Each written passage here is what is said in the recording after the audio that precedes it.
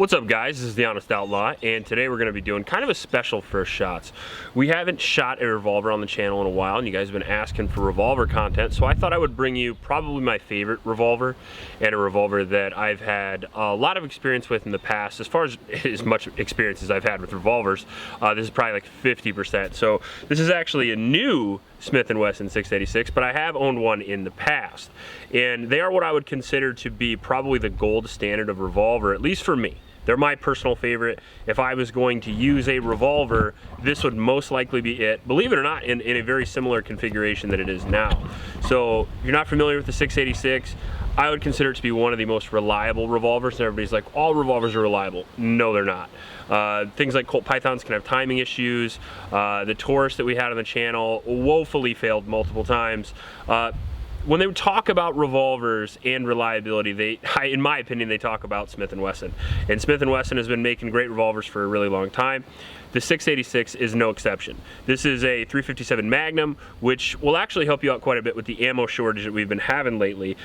This will accept not only 357, but it'll accept 38 and 38 plus P as well. So if you're looking for ammunition on the shelves, you can't find any 9mm, maybe look into a revolver route, because from my personal experience, I have not been to a gun shop that didn't have 357 or 38 special on the counter right away for you to buy. So it doesn't hurt to have an old school gun in the rotation. And on top of that, for you gentlemen that think these are obsolete, there are some huge detriments to a revolver, but however today I'm not Jerry Mitchellek, but I hope to show you that even a semi-automatic shooter can make effective use of a revolver, especially in tight situations. Does have a limited capacity, I am aware of that. This is a 6-round cylinder. They do make a 7-round cylinder, and there are 8-round revolvers available in 357 and in 9mm if you want to go that route. However, I personally like the classics, and this is one of those that goes into my collection. So I went with the standard issue 6-round version, and this is built on the L frame, which is a very durable frame and a very durable barrel with a long shelf life. You can fire a lot of rounds through this, not have to worry about any problems. And on top of that, you can shoot Magnum loads through this without having to worry about it blowing up in your face, which is pretty nice also. Comes with an adjustable rear sight, a very long sight radius. Along with that 6-inch barrel, you also have to take into account that a revolver has a very long cylinder as well, so it's going to be a lot longer sight radius, allowing you to get those accurate shots at distance. It's going to be double single action, so you can fire double action just like that, or you can cock back in a single action and you can have a very, very light and accurate trigger pull. One of the reasons why a lot of bullseye shooters, especially guys who just want to punch paper all day, they lean toward the revolvers because they are inherently very accurate, this one included. Comes with the Hogue overmolded grip. Doesn't look as cool as those awesome wood grips, but I do like how it feels, and this is a duty use revolver for me. Like I said, if I'm gonna go out and shoot and I don't want to have any good looks or anything like that, it does look good, but I am gonna roll over to the Hogue grips on revolvers. I like that a lot. Instead of going in reverse like the Colts, it opens as it should. Smith & Wesson really nailed down, in my opinion, the cylinder opening motion for me. It just feels very natural, very intuitive, and when I'm going to reload it, what I do is press this, come up, and I grip like that, and I feed the rounds in like that. There's a lot of different ways to reload a revolver. I am no expert, by the way, but that is personally the way Jerry Mitchellek does it, and he's pretty good, so I follow his advice. It also has a HD front sight there. It's basically just kind of some orange paint, really. You could do that with some orange nail polish. I've done that before, believe it or not. Just raid your wife's makeup cabinet and just throw some on there. However, it's nice to have it from the factory, and I do like contrast when it comes to sights. It speeds up your ability to shoot quickly, and to me that's important.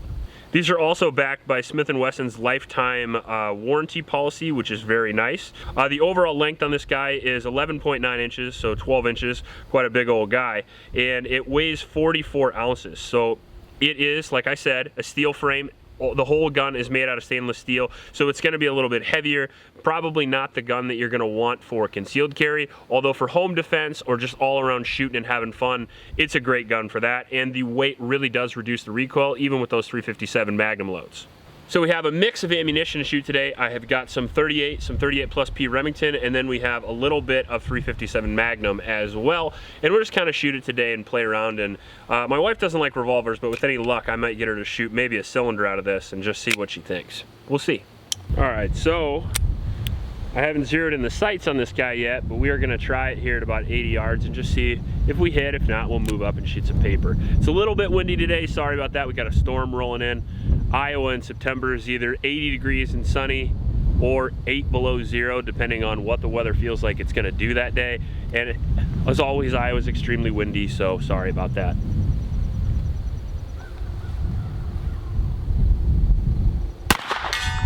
Well, it's on.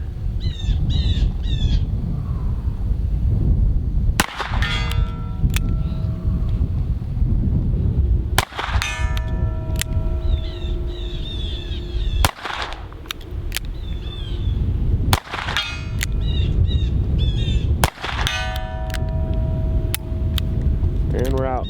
Little flinch there. So, reloading videos is basically what a revolver video actually is. Usually when we do videos, we try to get as many mags loaded as possible so I don't have to ramble in between shots, but you're gonna have to deal with a little bit of rambling today.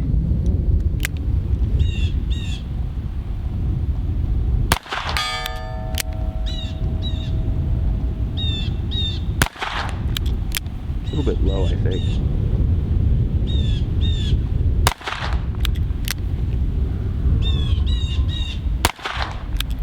Yep.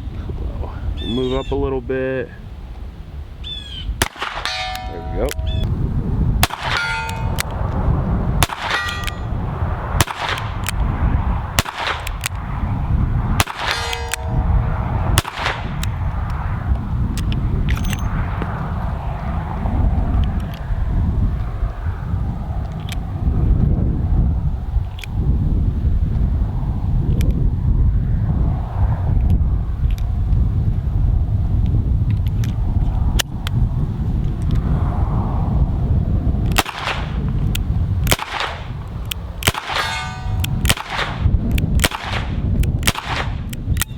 All right, so now we'll try the double action at about 50 yards or so. Got a good one going on, and we'll see how we do.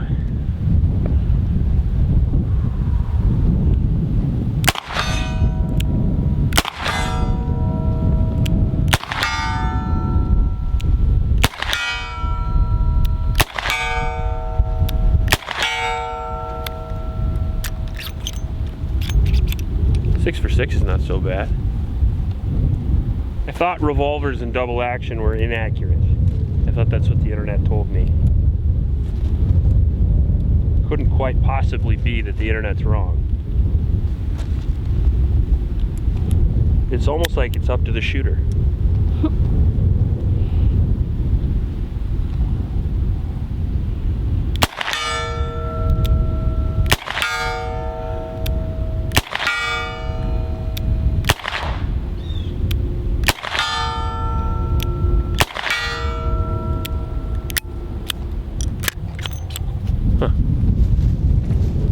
I'll be damned. Get my Rick Grimes on.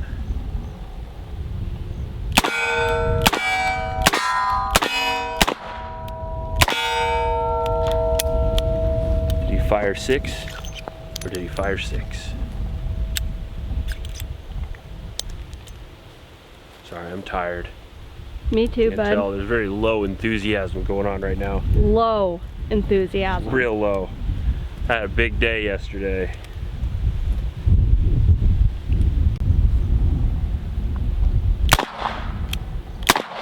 Oh boy.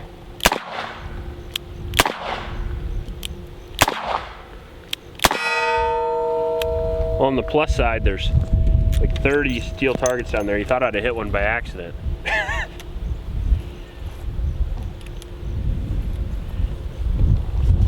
We'll try that left hand again.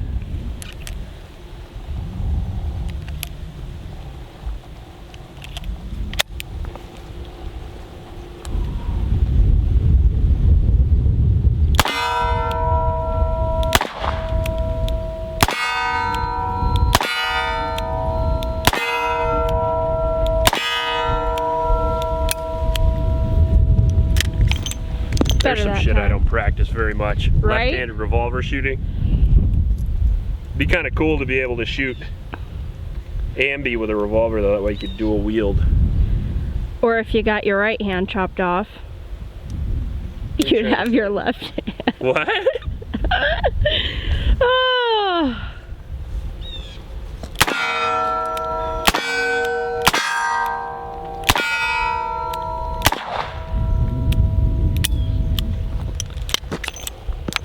We're out, gotta go get more.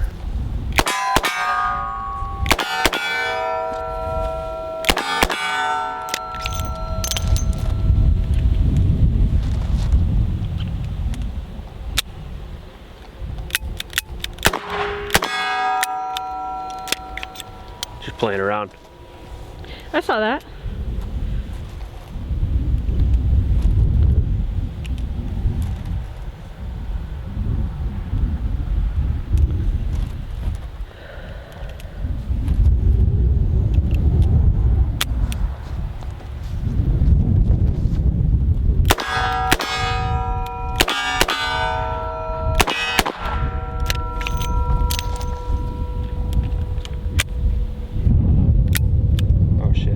Off to the left side. All right.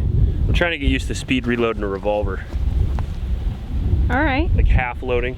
The cops, they used to practice it a lot because I believe what happened at Miami-Dade.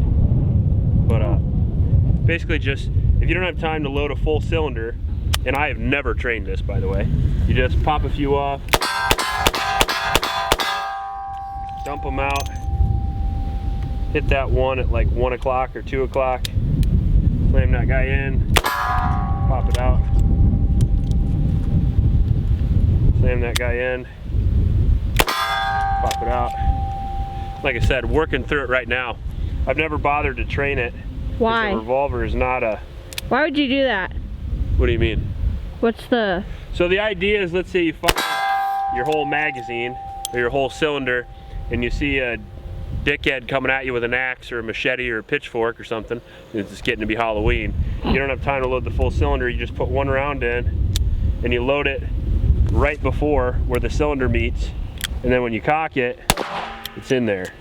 Well, all right. That's the whole point. I'm just kind of playing around. The more you know. Half the time I use videos just to train. Yeah. And when you train, you're not always good. True that. And I like revolvers and lever actions and single shot breech actions and all that other stuff because I've shot semi-auto so much. Kind of gets old a little bit sometimes, so it's fun to learn new things, build new neural pathways and all that.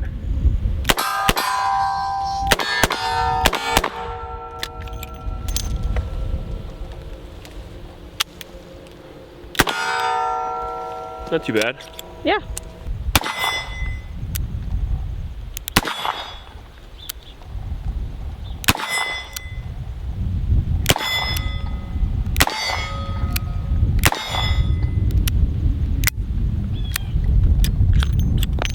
All right, so don't make fun.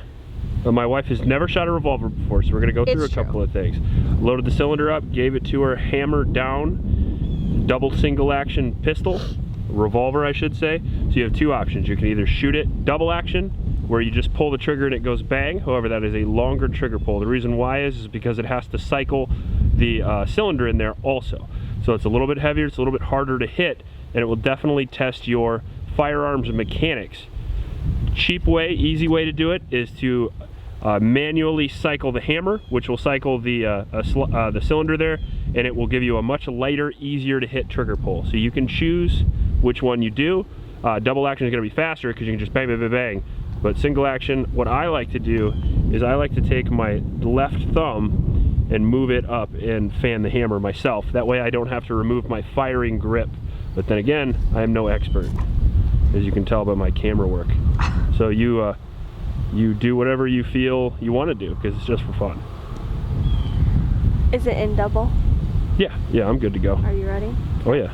Oh, I can already tell I'm not gonna like this. Yeah, it's a big old gun, sorry. It is so big. Yeah. Haha. Do you feel lucky, punk? Well, you hit. Oh my god, this gun is really heavy. I am 0% a fan.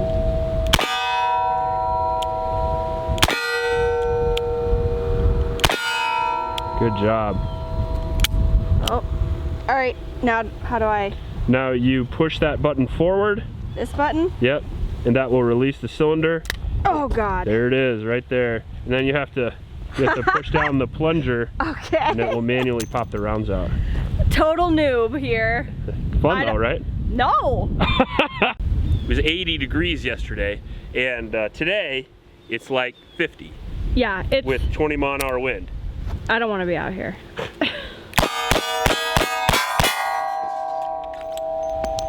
Bonsai. Wish I had a speed loader. Right? I think we do inside somewhere. We have several, believe it or not. I just don't know where they are. If y'all don't know, we have a very small house and a lot of gun stuff.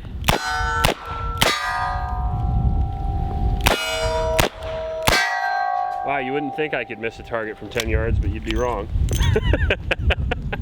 Impressions are that it is a revolver. Not only a revolver, but a fairly well-made revolver in my personal opinion. As you can see here, the damage we've done to this gun just in the 200 rounds that we've shot today. But you can see how unbelievably dirty this gun is. Now, when you want the legendary reliability out of a revolver, what you're gonna need is some legendary cleaning. Revolvers, in my personal opinion, need a little bit more attention to detail when they're cleaned and a little bit more cleaning overall than something like a Glock, for example. I don't know if you know this, but in a lot of our tests, especially striker-fired guns, I will fire the whole 1,000 rounds without even bothering to clean or lubricate them. I lubricate them right at the start and then just run them, and a lot of those guns will run perfectly fine all the way through. A revolver, in my personal opinion, not so much. I'm actually going to take this in and clean it, and I'm probably going to clean it every 200 rounds we shoot out of it until we get to the 1,000 round review. Maintenance is just something you're going to have to accept with older guns, like a 1911, for example. I love the 1911, but it is what it is. You just can't run it without lube and without cleaning it.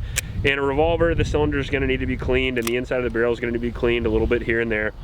And just keep it at peak performance. That way we keep that awesome reliability that you would come to expect out of a wheel gun. There's going to be some idiosyncrasies with this and some different things that you're going to have to learn to adapt to. And number one of those is going to be low capacity. So big 44-ounce gun that has a lower capacity than something like a Glock 42. That, however, can be overcome with some accuracy and with some ability to just run the pistol quickly. And for me, if I had a speed loader, I could reload this fairly quickly. However, in most self-defense situations, for that matter, you're never really going to need more than 6 rounds statistically. Is it nice to have more than that? Yeah, but if you're in somebody's house and you're trying to take their TV or do something nefarious, and all of a sudden you start hearing 357 rounds shot off in your general direction, I bet you get out of that house pretty quick, regardless of how many there were. So overall, I still think it is more than acceptable as a tool for self-defense, and I think it's a lot of fun as well. Personally, I kind of subscribe to the Clint Smith mindset when it comes to firearms, where I like to be a man of many guns. I like to be able to run whatever gun might happen to be in the area at the time. If that's a flintlock pistol, if that is a crossbow, whatever it's going to be, I like to be mechanically capable of running that with some proficiency. And a revolver is a very popular design that has been around for a very, very long time, and there are a lot of them in the world. So not only does it have the advantage of having very low recoil also, very accurate one-shot capability, but also it has an ability to run different ammunition types, as I said earlier. If you're in an area where 9mm is impossible to find, but you can find some 38+ P, go get yourself a 686 and run some 38+ P, and you have a more than capable home defense platform for a relatively reasonable price. I think these go around somewhere between $600 and $900. If you get in the performance custom line, which are very cool, comes with awesome triggers, much better than this stock trigger, they can get kind of pricey, but honestly, very affordable for what you have, and you're gonna have a gun that's gonna be extremely durable and extremely reliable if taken care of properly. So overall, I'm a big fan of the 686. As far as revolvers go, if it was a shit at the fan situation, life or death situation, and I had to pick a revolver, I'm definitely going to be picking this personally. There's a lot of good ones out there, but I love this one probably a little bit more than most, except for maybe my cowboy action single actions, which would not be as good as this for home defense. The nice thing about the double single is that you do have the ability to just pile those rounds out if you want to. So overall, love the gun, think it's worth the money. We'll do a 1,000 round review, not sure when it's gonna come out, but it'll be sometime hopefully before Iowa freezes over into the Arctic tundra that happens during the winter. So overall, I love the gun. If you like this video, please like and subscribe. Please help out your local homeless shelters, and remember to recycle. I'll check you later. Hey babe, is that a revolver in your pocket, or are you just excited to see me? It's a revolver.